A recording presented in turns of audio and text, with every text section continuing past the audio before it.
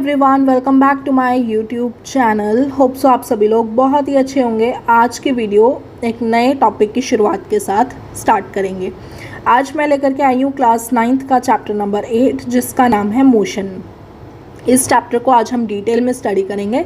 सबसे पहले आज हम इसको नोट्स से कवर करेंगे। सबसे पहले तो हम यही समझेंगे कि मोशन बेसिकली है क्या।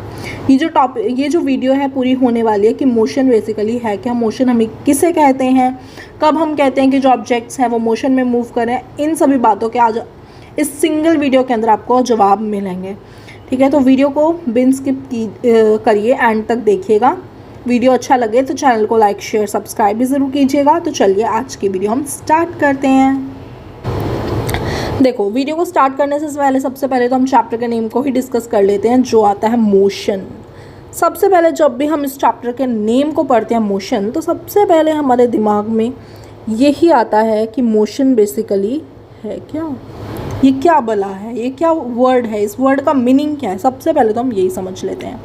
सो हम कब कहेंगे कि जो ऑब्जेक्ट है वो मोशन में, मोशन का बेसिकली मीनिंग क्या है, सबसे पहले तो हम ये समझ लेते हैं। सपोज कीजिए कार है, ये मैंने बना दी आपकी कार। मेरे को ड्राइंग अच्छे से नहीं आती है, सो जो भी मैं बना रही हूँ बस उसको समझ लेना कि ये कार ही है। ठीक है, सो कार बेसिकली सपोज करो अगर मूव कर रही है, कार इज़ मूविंग।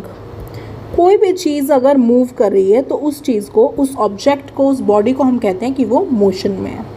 सपोज़ कीजिए अगर कार जो है वो मूव ऑन कर रही है, कार जो है वो किसी स्पीड से चल रही है, कार क्या कहलाएगी, जो कार है वो मोशन में है।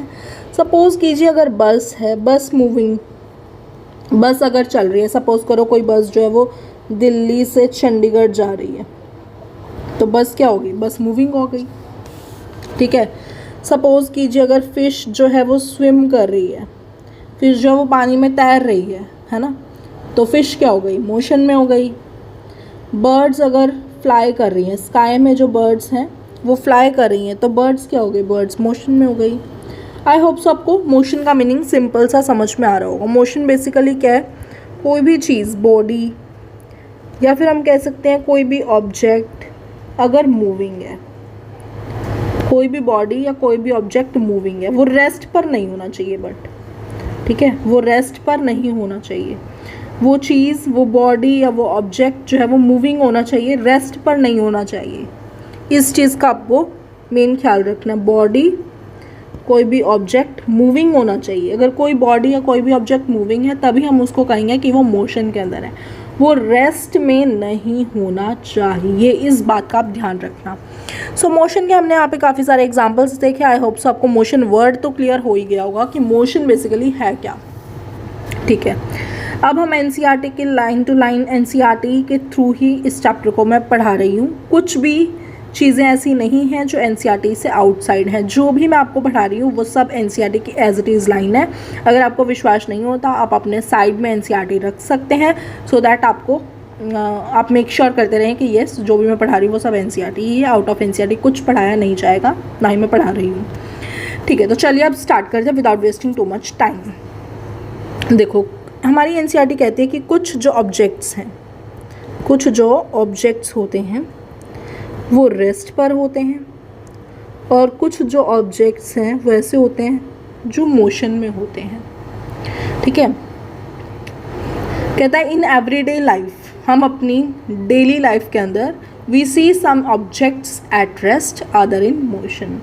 कुछ जो ऑब्जेक्ट्स ऐसे हैं वो रेस्ट पर ही होते हैं, कुछ ऑब्जेक्ट्स ऐसे हैं जो मोशन में होते हैं। सपोज़ कीजिए आपके घर में बेड है, सबके घर में बेड है, ये तो सबको पता है, हमारे सबके घर में बेड होता है। क्या वो बेड मोशन में है, रेस्ट पर है? रेस्ट पर क्या है, बेड है रेस्ट पर, है ना। जो हमारे घर की वॉल्स हैं जितने भी, क्या वो रेस्ट पर है, मोशन में है? वॉल्स रेस्ट पर होंगी। ठीक है, सो ये सब मैं आपको बता रही हूँ जस्ट कि रेस्ट बेसिकली, रेस्ट में क्या चीज़ कहलाएंगी।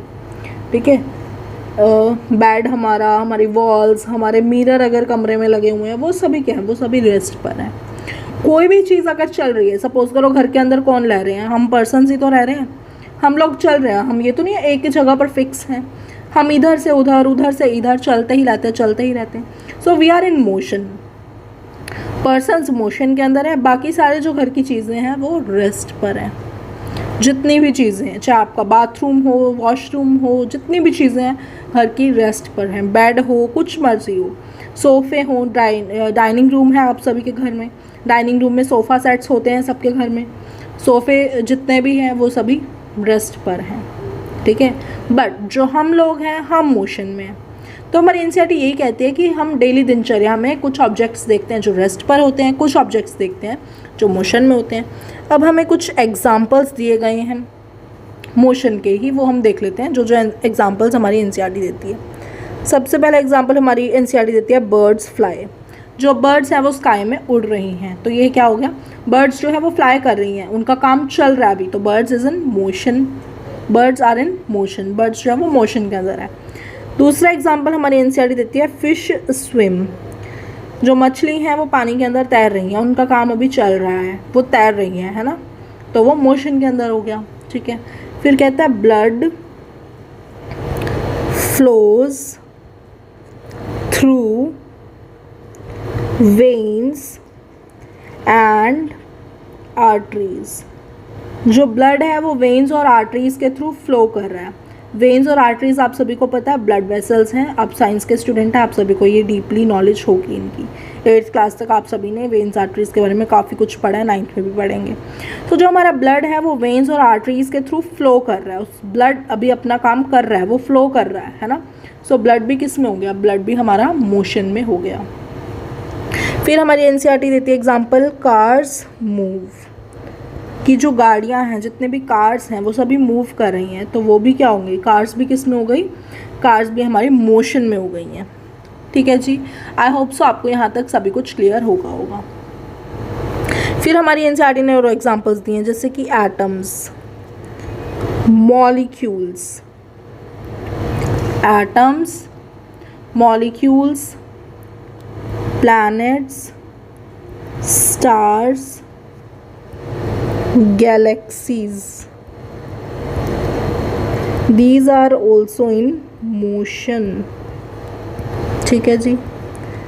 कहता है कि जितने भी हमारे एटम्स होते हैं, जितने भी हमारे मॉलिक्यूल्स होते हैं, प्लैनेट्स, आपको पता है प्लैनेट्स जो हैं वो अपनी जगह पे रोटेट करते हैं, प्लैनेट्स जो हैं वो कुछ टाइम के बाद रोटेट होते रहते हैं, स्टार्स भी रोटेट करते हैं। हमें आप लोगों को बहुत को लगता होगा stars are fix, no, they are rotating. Galaxies भी रोटेट करती रहती हैं।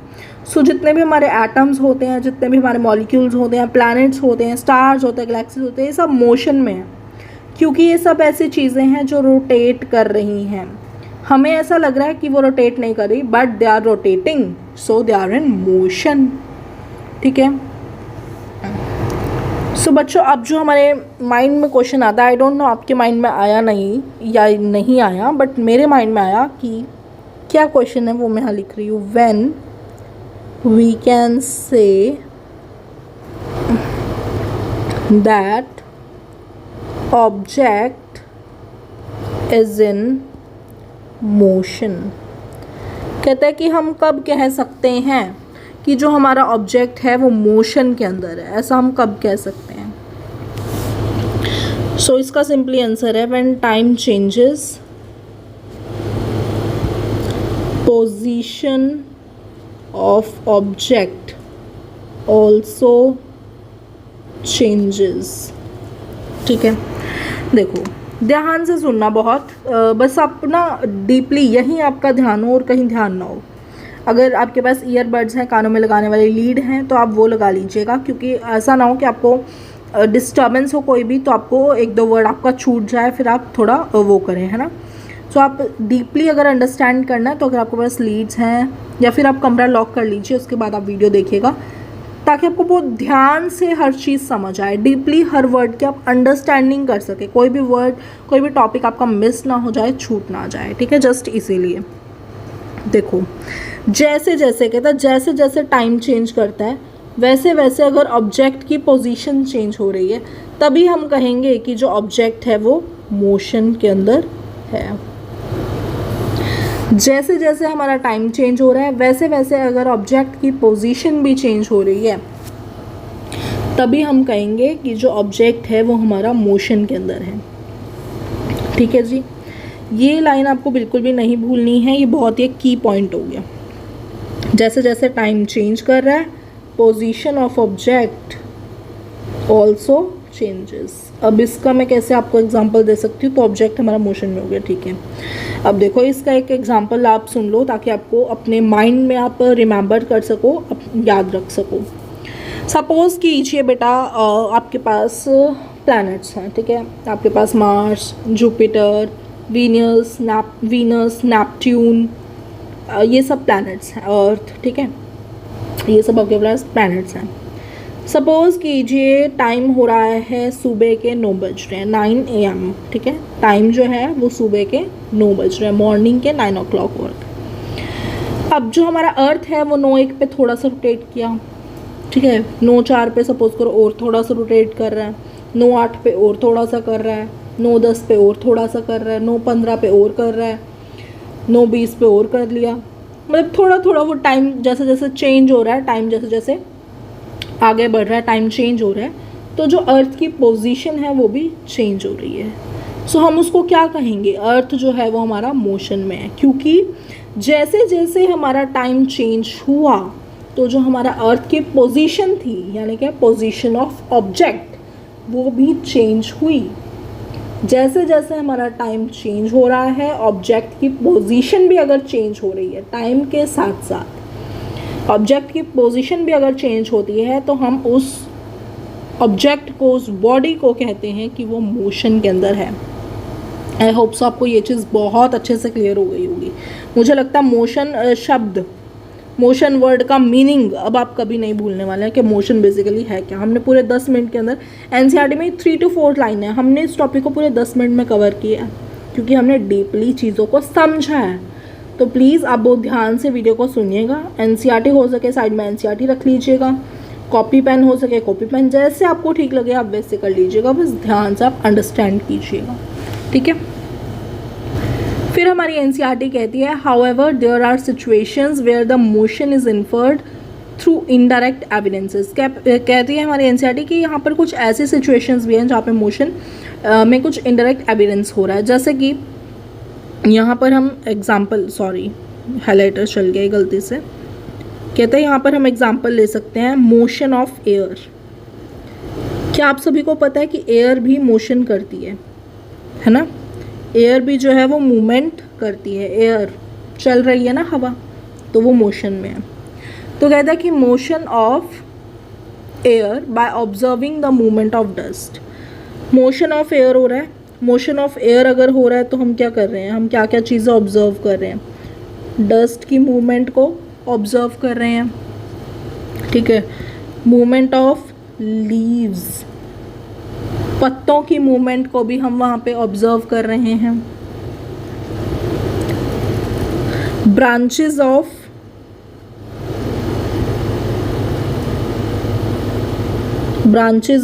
ट्रीज, ट्रीज़ की ब्रांचेस की मूवमेंट को भी हम ऑब्जर्व कर रहे हैं। मतलब ये क्या कह रहा है कि अगर एयर हमारी मोशन में है, अगर एयर हमारी मोशन में है तो हम यहाँ से 3 चीज़ों की मूवमेंट को ऑब्जर्व कर पा रहे हैं। सबसे पहली जो मूवमेंट है वो है डस्ट की। अगर हमारी एयर मोशन में होती है तो सबसे पहले तो हम डस्ट की मूवमेंट को ऑब्जर्व करेंगे। एयर अगर हमारी मोशन में होती है, दूसरी चीज़ कहता है कि हम लीव्स की मूवमेंट को ऑब्जर्व करेंगे, तीसरी चीज़ कहता है कि ब्रांचेस ऑफ ट्रीज़ को। सो ये तो कॉमन सेंस की बातें हैं। अगर हवा चल रही है तो डस्ट भी उड़ेगी, डस्ट भी मूवमेंट करेगी। हवा चल रही है तो पेड़ के पत्ते भी हिलेंगे, हवा चल रही है तो ट्रीज़ की ब्रांचेस भी हिलेंगी। सो इसमें कोई ऐसी चीज़ नहीं है जो आपको याद रखनी पड़े। मुझे लगता है ये कॉमन सेंस की बातें हैं जो आप इजीली रिमेंबर रख सकते हो, ठीक है। उसके बाद हमारी एनसीईआरटी एक लाइन कहती है जिसको हम एक डीप एग्जाम्पल के थ्रू समझेंगे, ठीक है, और फिर आज की वीडियो का हम एंड करेंगे। तो हमारी एनसीईआरटी कहती है an object may appear to be moving for one person and stationary for some other. देखो इसके लिए मैं एक केस ले रही हूँ। सपोज कीजिए हम 2 पर्सन्स हैं, एक तो मैं हो गई, ठीक है, एक तो मैं हो गई और एक पर्सन दूसरे आप हो गए, ठीक है। 2 पर्सन हो गए, एक मैं हो गई एक आप हो गए। सो हमारी एनसीईआरटी बेसिकली कहना चाहिए, सपोज करो 2 पर्सन्स हैं, एक मैं हो गई दूसरा पर्सन आप हो गए। मेरे पर्सपेक्टिव से एक ऑब्जेक्ट सपोज करो मोशन में है और आपके पर्सपेक्टिव से हो सकता है वही ऑब्जेक्ट जो है वो रेस्ट पर हो। तो हमें हमें ये चीज़ समझनी है कि मेरे पर्सपेक्टिव से वो ऑब्जेक्ट मोशन में है, आपके पर्सपेक्टिव से वो ऑब्जेक्ट रेस्ट पर है, ऐसा कैसे है और इसका क्या एग्जाम्पल है। हम इसको एग्जाम्पल के थ्रू अब डिटेल में समझेंगे इसी केस को। देखो अब ध्यान से सुना, एनसीईआरटी की लाइन क्या थी, an object may appear to be moving for one person, कि मतलब जो ऑब्जेक्ट है वो हो सकता है एक पर्सन को मूविंग दिख रहा हो कि वो चल रहा है ना, मोशन में है, and stationary for some other, दूसरे पर्सन के लिए वही ऑब्जेक्ट स्टेशनरी हो, उसको ऐसा लग सकता है वो ऑब्जेक्ट रेस्ट पर है। ठीक है, तो ये चीज़ें हम देखते हैं एक एग्जाम्पल के थ्रू। ठीक है, सबसे पहले तो हम एग्जाम्पल नोट डाउन करेंगे, उसके बाद ही हम इस एग्जाम्पल को देखेंगे। सो एग्जाम्पल है क्या, अ पर्सन, हाँ यही है ना, ठीक है, सॉरी, एग्जाम्पल है द पैसेंजर्स